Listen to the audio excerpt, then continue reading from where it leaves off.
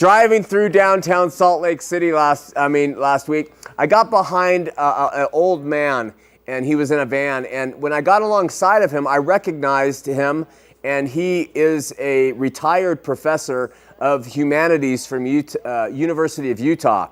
And I recognized him, and I just kind of thought, well, that's interesting to see him. I just read about him about a month ago. And then he cut in front of me, and he was all over like every lane in the highway, and stopping when you're supposed to go and going when you're supposed to start.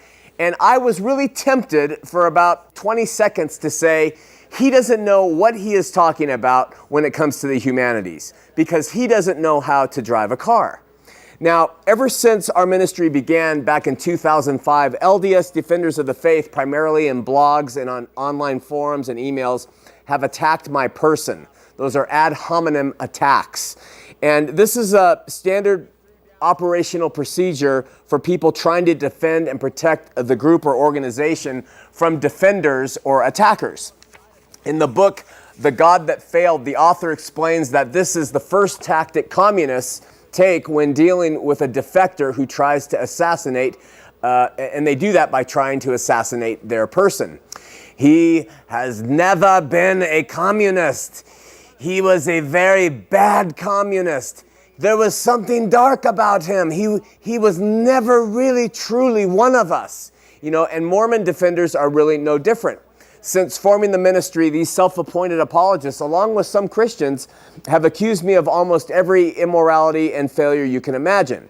And now and again, just recently, even some well-meaning Christians, they will come up and they'll say things, I read online, Shawn, this, is it really true? Are you really a homosexual? Or are you, did you commit adultery? Or are you really a pedophilic transvestite who kills baby seals? I mean, it's just unbelievable the things that they come up with. And they're worried that because I might not do so well at driving, that then I'm not reliable in teaching or sharing facts. And they are tempted by the same thing that I was tempted to with that retired professor. Let me make some points really clear, because this is kind of out there right now, hot on some of the blogs. In my flesh, and I've said this before, I am capable of doing and being nearly everything reprehensible to God. I am not personally by nature, and even at times by intention, a good guy. Where Jesus is perfect and is holy and is worthy of all adoration, I, as a fallen human being, am his negative reflection. I'm not worthy. I don't want to be viewed as worthy.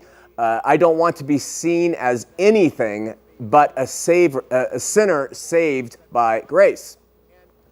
Now, this position of mine makes people very uncomfortable because they want heroes in life. And you want a hero? Look to Jesus. You want someone who is worthy? Look to the cross. Look to the Christ. Look to God. And while Jesus is all things light and good, and I have at times been all things dark and wrong, know this: I do believe in him. I have faith in him completely, and he is my king, and we will do all in our power to direct people who are seeking truth and seeking to be free from themselves to him. In my spirit, like Paul said, I am wholly saved and loved by God as his friend and child, while in my flesh, if I let it rule, I will always, in some way or another, serve the law of sin.